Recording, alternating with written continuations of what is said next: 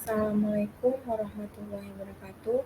Perkenalkan, nama saya Atifah Liora dengan NIM C0C021026.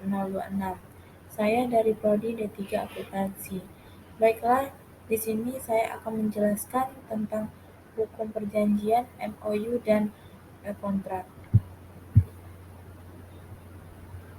Pengertian hukum perjanjian. Secara etimologis, perjanjian atau kontrak dapat diartikan sebagai perjanjian atau persetujuan adalah suatu perbuatan di mana seseorang atau lebih meningkatkan dirinya terhadap seseorang lain atau lebih. Sedangkan W.J.S. Powerwadarminta dalam bukunya Kamus Umum Bahasa Indonesia memberi definisi pengertian perjanjian tersebut sebagai berikut, yaitu persetujuan tertulis atau dengan lisan yang dibuat oleh pihak atau lebih yang dimana berjanji akan menaati apa tersebut dipersetujukan. Perjanjian adalah suatu perbuatan kesepakatan antara seseorang atau beberapa orang dengan seseorang atau beberapa orang lainnya untuk melakukan sesuatu perbuatan tertentu. Di dalam hukum, kalau perbuatan itu mempunyai akibat hukum, maka perbuatan tersebut diistilahkan dengan perbuatan hukum. Sedangkan yang dimaksud dengan perbuatan hukum adalah segala perbuatan yang dilakukan oleh manusia secara sengaja untuk menimbulkan hak dan kewajiban. Penafsiran perjanjian. Jika terjadi suatu sengketa antara para pihak dan atas sengketa tersebut, tidak ada pengaturan yang jelas dalam perjanjian yang disepakati para pihak, bukan berarti perjanjian belum mengikat para pihak atau dengan sendirinya batal demi hukum, karena pengadilan dapat mengisi kekosongan hukum tersebut melalui penafsiran untuk menemukan hukum yang berlaku bagi pihak yang membuat perjanjian. Baiklah, selanjutnya di sini ada asas-asas perjanjian. Yang pertama, asas kepribadian, yaitu asas yang menyatakan seseorang hanya boleh melakukan perjanjian untuk diri sendiri. Yang kedua, asas konsensual kesepakatan, yaitu suatu kontrak sudah sah dan mengikat ketika tercapai kata sepakat selama syarat-syarat lain terpenuhi. Asas kesepakatan ini merupakan salah satu syarat untuk suatu perjanjian, bagaimana yang ditentukan dalam pasal 1320 KUH Perdata. Yang ketiga, perjanjian batal demi hukum, yaitu asas yang menyatakan bahwa suatu perjanjian akan batal jika memenuhi syarat objektif. Yang keempat, keadaan memaksa, yaitu status kejadian tidak terduga dan terjadi di luar kemampuannya, sehingga bebas dari keharusan membayar ganti rugi. Yang kelima, asas counseling, yaitu suatu asas yang menyatakan bahwa perjanjian yang tidak memenuhi syarat subjektif dapat dimintakan pembatalan.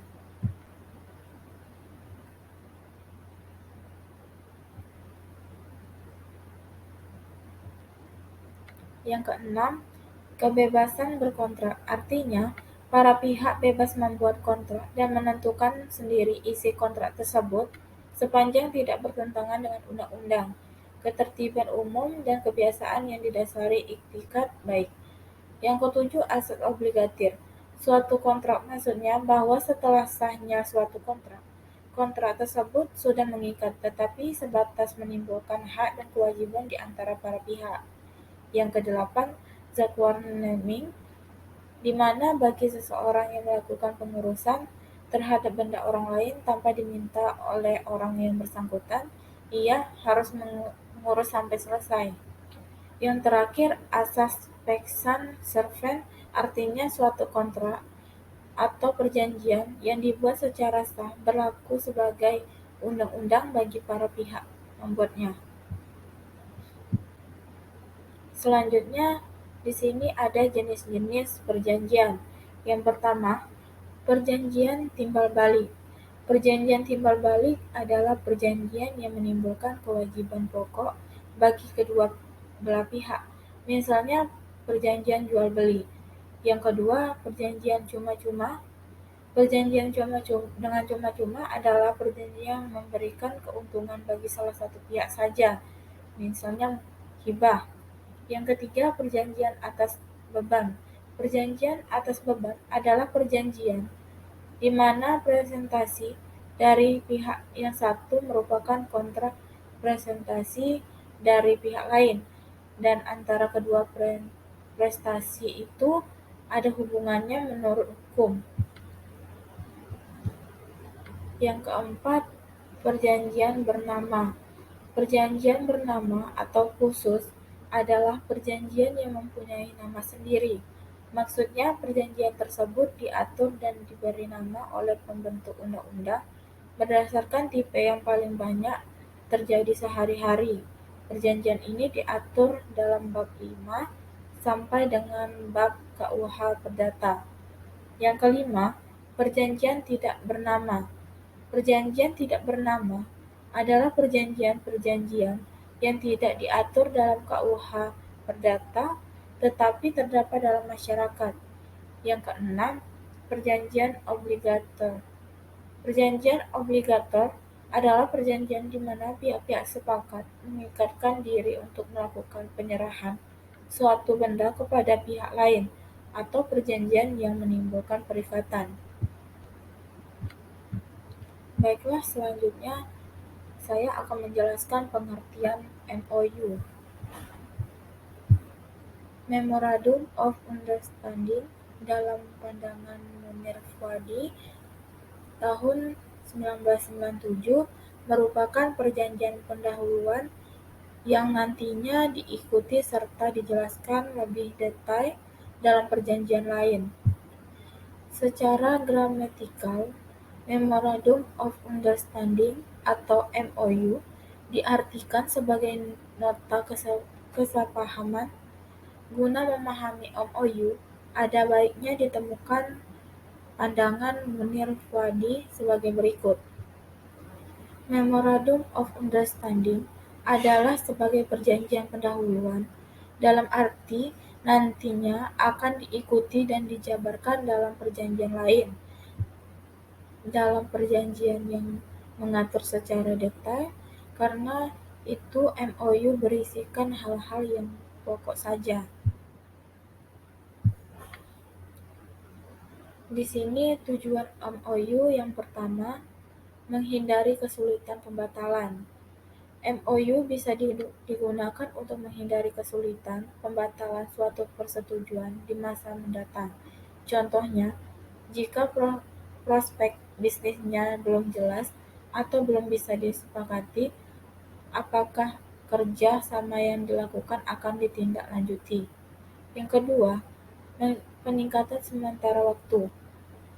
Terkadang penandatangan kontrak bisa berjalan lama karena negosiasi yang dilakukan cukup alot.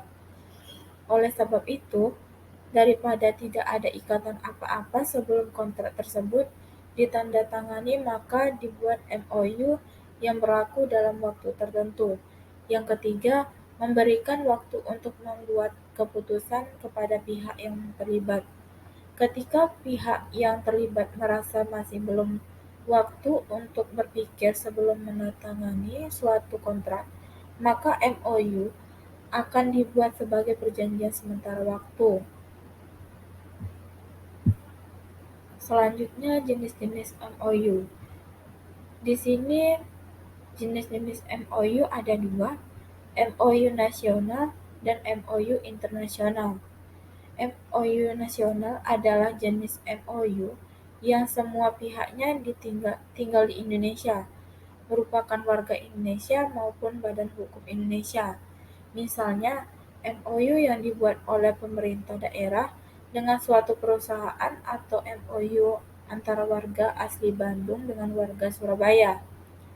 Sedangkan MOU internasional, jenis yang kedua adalah MOU yang dibuat oleh pihak-pihak yang tinggal di negara yang berbeda.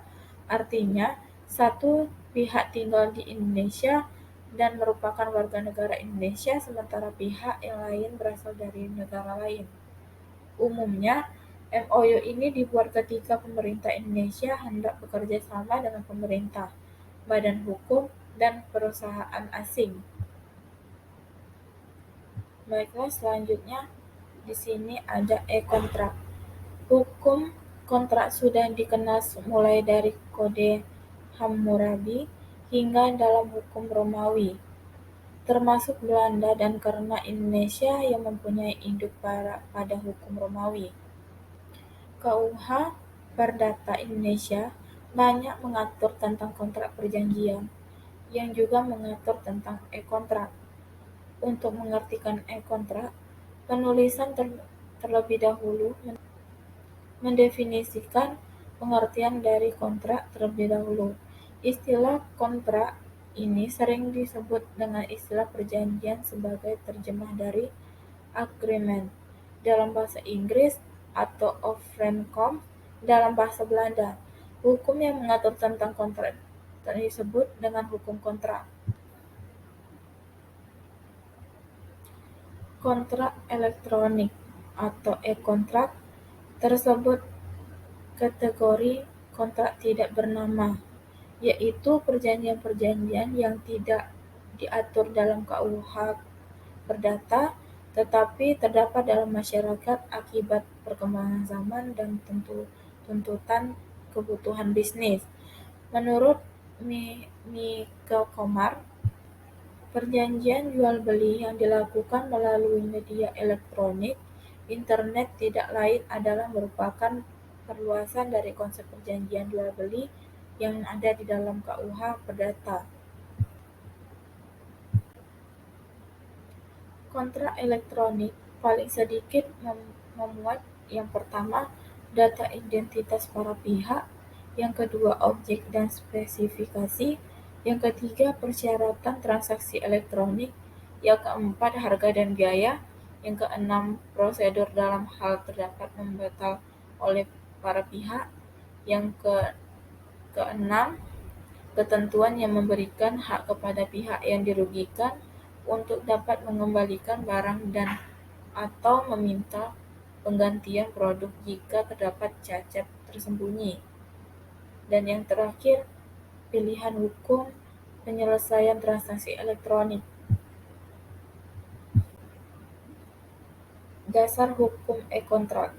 Secara keseluruhan, yang dijadikan sumber-sumber hukum dalam merancang suatu kontrak atau perjanjian di Indonesia adalah yang pertama, KUH Perdata yang terdiri dari buku 3 pasal 1233 sampai dengan pasal 1864. Yang kedua, Undang-Undang Nomor 18 Tahun 1999 tentang jasa konstruksi. Yang ketiga, pasal 5 sampai dengan pasal 6 Undang-Undang Nomor 42 Tahun 1999 tentang jaminan fidusial mengatur tentang pembayaran jaminan fidusial. Yang keempat, Undang-Undang Nomor 30 Tahun 2004 tentang jabatan notaris. Yang kelima, Undang-Undang Nomor 24 Tahun 2000 tentang perjanjian internasional. Keberadaan kontrak elektronik atau e-kontrak jelas merupakan perkembangan baru dalam jenis kontrak karena sistem transaksi perdagangan yang semua berbasis kertas bergeser ke sistem transaksi yang berbasis non-kertas atau digital. Kehadiran teknologi informasi sekarang ini sedikitnya membawa dua implikasi. Implikasi tersebut berdampak di sektor ekonomi dan sektor hukum. Di sektor ekonomi, kehadiran internet cenderung membawa iklim yang makin transparan, efektif, dan efisien. Di lain pihak, kehadiran internet pada sektor hukum memunculkan berbagai persoalan yang mendasar. Salah satu persoalan hukum tersebut adalah berkaitan dengan hukum kontrak. Sampai saat ini diakui bahwa aturan hukum kontrak konvensional belum mampu menjaga sepenuhnya secara elektronik. Baiklah, itu saja yang dapat saya jelaskan. Lebih dan kurangnya saya mohon maaf. Saya akhiri dengan wabillahi taufiq wal hidayah. Wassalamualaikum warahmatullahi wabarakatuh.